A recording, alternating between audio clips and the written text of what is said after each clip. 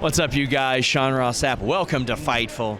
Here with the name you know. I remember 5 years ago, Maple Leaf Gardens, they had a big show there. ROH said, pick who you want to interview. And I said, I want to interview Shane Taylor. I want to interview him in front of this Toronto Maple Leaf Garden, like the hockey backdrop, all that stuff. And I've had the great fortune of interviewing you a number of times since. Sir. It's wonderful to see, like, even then, as ROH TV champion, here we are heading into Final Battle, Hammerstein Ballroom. You're still killing it, man. It's a homecoming.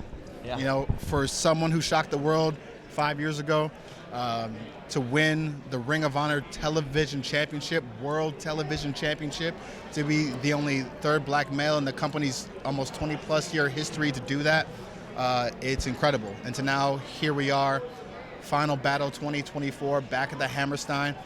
It really does give you that feel that Ring of Honor is headed back to where it should be, and that is the birthplace of innovation, the birthplace of producing badass events and badass pro wrestling. How have you felt as you become a mainstay in this version of ROH after you had already worked so hard to become a mainstay in the prior iteration of ROH? How are you feeling? To me, it's just been par for the course.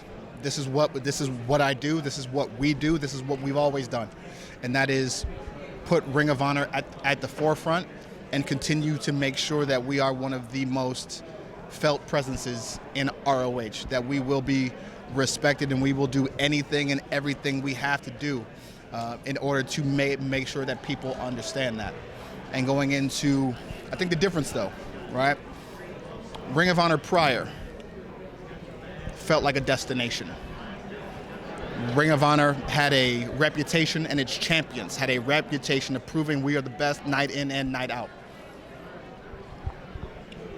Whether that be just in a ROH ring, or it be outside an ROH ring. Even on the independents, Ring of Honor champions stood for something. Ring of Honor championships stood for something. And now, I feel like outside of a few champions like a Lee Moriarty, or like an Athena, like a Red Velvet. Yeah. Ring of Honor championships are passed around like participation trophies. Okay. You mentioned Lee. Man, what a phenomenal talent he is. And like the best technical wrestler in the world, bar none. Throw in your Bryan Danielsons, throw in your Zack Sabres, and Lee Moriarty's name is right there. Multi-talented as well. What an Absolutely. Artist he is. I know he's got a lot of art-related projects coming up, but when you put the Shane Taylor Promotions name on somebody, I know it's got to mean something to you. It absolutely does. If I know you the way I think you do, you've got a distinct vision, you've got criteria, you've got standards that people have to match up to. Where did Lee Moriarty, like when you approached him, or maybe however that came about, what were you looking for specifically?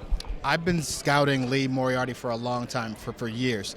Anybody that's into coaching or college football or scouting or recruiting or anything like that, you can see talent a mile away and go, okay, if I ever get the chance to work with this individual, if I ever get the chance to have him by my side, this is what I want for him. This is where I would like them to go. Lee Moriarty is already who he is.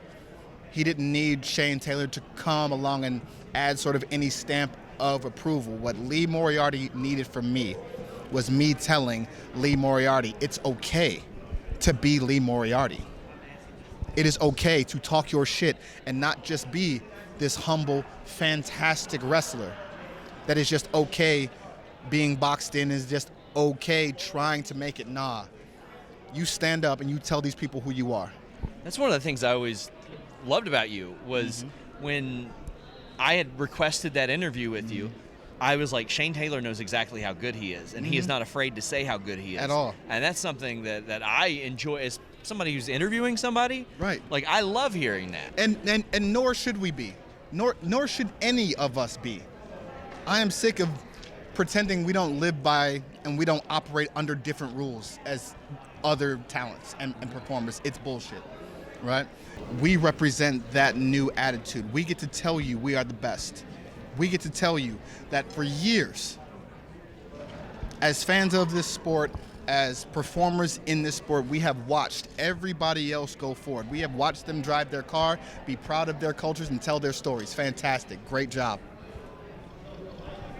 We love the characters. We love the job that you've done. It is our turn to be in the driver's seat now. It is our turn to be who we are, talk our shit, to drive the car, and understand that for everyone else, it's not about leaving you out or anything else like that.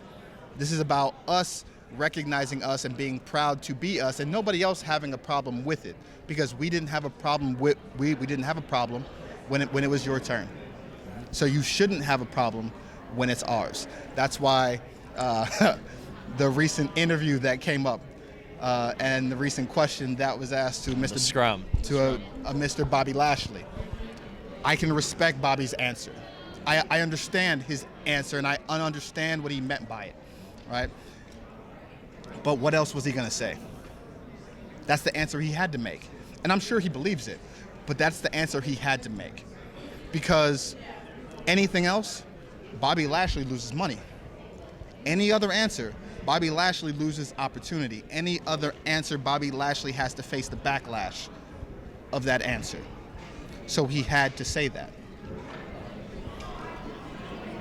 But that in its own right proves why I disagree with Mr. Lashley. I respect his answer, but I disagree. Because if it was normalized, he wouldn't have that fear of reprisal.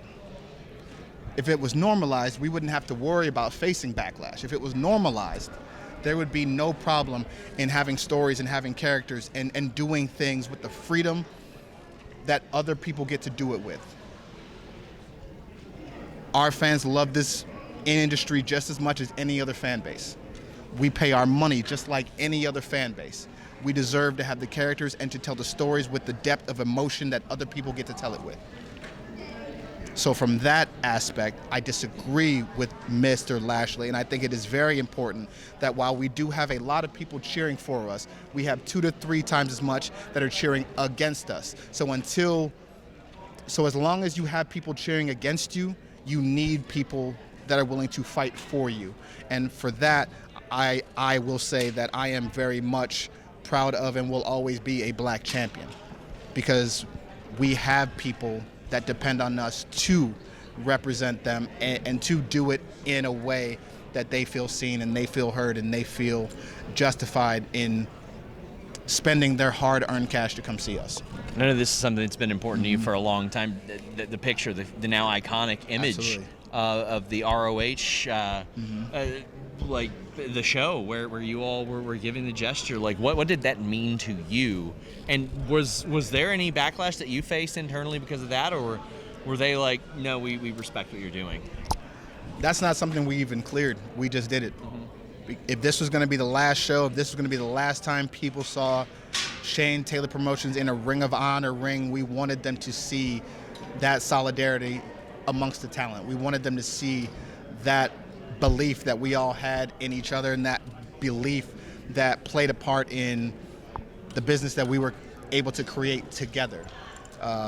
Me personally, obviously, selfishly speaking, I think my story with Kenny King was one of the best feuds that ROH ever put across. I believe our 6-man world championship run, I believe my TV title run, are some of the most dominant championship runs and some of the most dominant stuff that Ring of Honor has ever produced. And I want to get back to that. I want the Ring of Honor World 6-man championships back. And that brings me back to my point about the championships being used like participation trophies. I can tell how much Ring of Honor means to you. It means everything to me, and it should mean everything to anybody who's ever stepped foot in that ring that has ever represented the letters ROH. We represent a standard. We represent what's real in this industry as to all the bullshit that comes around it. And when you step into a Ring of Honor ring, you had better be able and better be ready to stand on that reputation and exceed it. That is the pride that me and my guys had in the old era of ROH, and that is the pride that me and my guys have going into this new one. And the only way to have that power is to take those championships. So Dustin, Von Erichs, I don't know where y'all boys are at, but right now you are walking around with stolen property. They are giving you boys these championships. Maybe they're hoping that you'll reach this legacy that will make you into the stars and have you have the names that that your uncles had. Maybe that's what they want for y'all. But as of right now, you are simply just in our way. As we wrap up, you are capable of things that so many people are not capable of. At what point in your life did you realize you were capable of things that most human beings are not capable of? I've always had a switch that flips in my mind that most people tend to be scared to hit. It took me a while to learn that it's okay to flip that switch. And if you have the belief and if you have the ability to flip that switch, then do it. This is a dog-eat-dog world. This is a do what you have to do to survive world.